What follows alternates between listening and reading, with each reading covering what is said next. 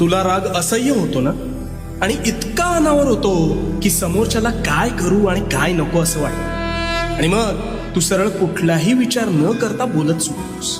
हो ना? पण हा राग म्हणजे तू स्वतःच स्वतःभोवती लावलेली आग आहे, हे तुला ठाऊक आहे का?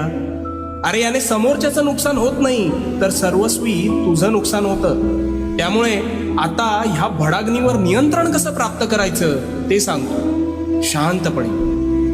तू रागात असतोस त्यावेळी तू सर्वात अविचारी असतोस, म्हणून तू त्या आवेशात हवं नको ते बोलतोस, आणि बोललेला शब्द हा कधीच परत घेता येत नाही. त्यामुळे तू समोरच्याच्या मनाचा विचार न करता बेफाम शब्दांनी वार करतोस, आणि त्याला तर ते लागतंच, पण त्याचा त्रास हा तुला जास्त होतो. मग जेव्हा तू शांत होतोस तेव्हा तुला वाटतं आपण फार बोलून गेलो का? हो,